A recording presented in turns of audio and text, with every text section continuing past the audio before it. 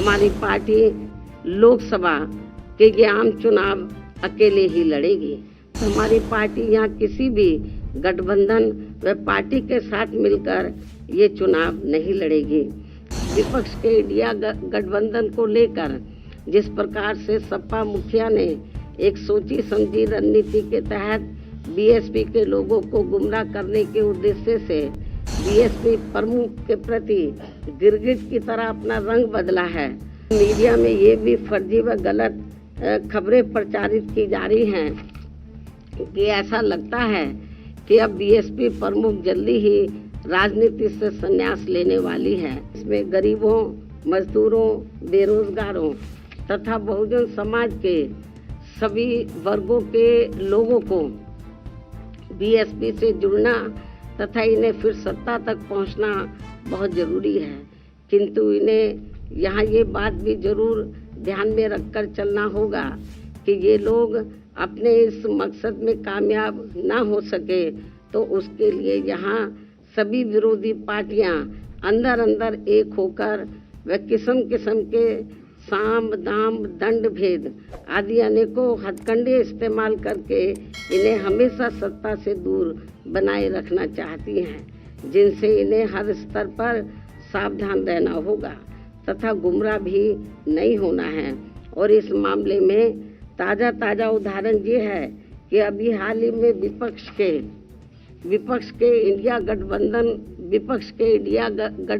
को लेकर जिस प्रकार से सपा मुखिया ने एक सोची समझी रणनीति के तहत बीएसपी के लोगों को गुमराह करने के उद्देश्य से कुछ ही घंटों के अंदर बीएसपी प्रमुख के प्रति गिरगिट की तरह अपना रंग बदला है, तो उससे भी पार्टी के लोगों को जरूर सावधान रहना है। इसके साथ ही पिछले महीने पार्टी की ऑल इंडिया की बैठक में आम सहमति से श्री आकाश आनंद को मैंने अपना एकमात्र उत्तराधिकारी घोषित किया था। तो उसके बाद से बीच में अब मीडिया में ये भी फर्जी व गलत खबरें प्रचारित की जा रही हैं कि ऐसा लगता है कि अब बीएसपी प्रमुख जल्दी ही राजनीति से संन्यास लेने वाली है, जिसमें रत्ती भर भी सच्चाई नहीं है। जबकि मेरी जिंदगी का आखिरी सांस भी पार्टी को मजबूत बनाने में ही लगा रहेगा। इस किस्म की फर्जी व गलत खबरों से भी पार्टी के लोगों को गुमराह नहीं होना है। और अब तो चुनावों में ईवीएम में अधिकांश धांधली व गड़बड़ी किए जाने की मिल रही खबरों से भी बीएसपी के लोग भी काफ़ी ज़्यादा दुखी व चिंतित भी हैं। हालांकि ऐसी स्थिति में ये व्यवस्था बाहरी देशों की तरह कभी भी यहाँ ख़त्म हो सकती है। ऐसे में अपनी पूरी ऊर्जा से पार्टी को मजबूत बनाने में लगे रहना है। अपनी पार्टी के लोगों को ऐसे में अपनी पूरी ऊर्जा से पार्टी को मजबूत बनाने में लगे रहना है। और यदि पार्टी के लोग इन सभी हालातों का मुकाबला करके अपनी पूरी ईमानदारी व निष्ठा से आगे बढ़ने की पहल करते हैं तो फिर हमारी पार्टी जरूर आगे बढ़ेगी। अब देश में लोकसभा के आम चुनाव होने का भी समय बहुत कम ही रह गया है।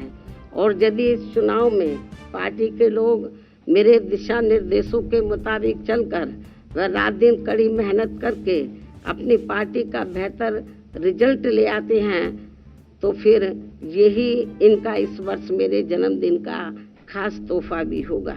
वैसे मुझे पूरी उम्मीद है कि पार्टी के सभी लोग अपने तन मन धन की पूरी ऊर्जा, शक्ति, एकजुटता तथा आपसी भाईचारे के साथ मिलकर लोकसभा का ये आम चुनाव पूरी दमदारी के साथ ही लड़ेंगे और केंद्र की सत्ता में अपनी प्रभावी भागीदारी भी सुनिश्चित करेंगे।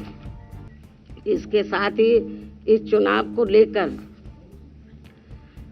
यहाँ मैं ये बात भी फिर से स्पष्ट कर देना चाहती हूँ कि हमारी पार्टी देश में जल्दी ही घोषित होने वाले लोकसभा के ये आम चुनाव यहाँ गरीबों एवं उपेक्षित वर्गों में से विशेषकर दलितों, आदिवासियों, अति पिछड़े वर्गों, मुस्लिम व अन्य धार्मिक अल्पसंख्यक समाज के लोगों के बलबूते पर ही पूरी तैयारी व दमदारी के साथ अकेले ही लड़ेगी।